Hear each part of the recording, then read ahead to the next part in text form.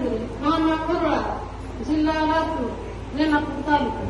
माझा अनुभव असा आहे, महाराज एका दिवशी माझ्या स्वप्नात आले. माझ्या मुलाला नेटचं पेपर दिला तर 2-3 वर्ष झालं लागच नाही गेलं. म्हणजे लेटर सरकारी लावा म्हणून असं इच्छा होती माझी. BMSला लागला. मग तिथं BMSला लागला तर मग आज का केले महाराज, माझ्या स्वप्नात येऊन आज का बोलले, शेवटला लिस्टला लागते म्हणले, आज काय झालं म्हणले. मग पैसे तिथं भरलो पण असं तिथं ऍडमिशन केलो लातूरला. आरडी डॉक्टर लागला लातूरला, तिथं पैसे भरलो, TC समजा दिलो, कागदपत्र. पण मग माझं मन लय नाराज झालं. महाराज असे का बोलले म्हणले.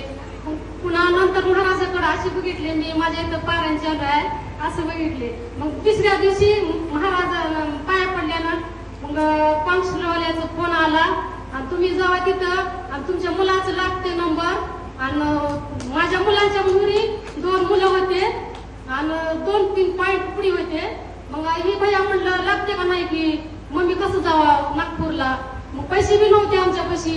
मग ह्यांनी म्हणले, मी म्हणले लागते जावा बाप्पा, बाप्पाचा एक नंबरचा आशीर्वाद आपला, लागते जावाच म्हणले.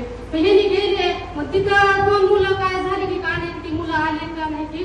तर माझ्या मुलाचं लागलं आणि तिथं 21,000 साठी झेरास बी ओरिजिनल कागद बी नव्हते.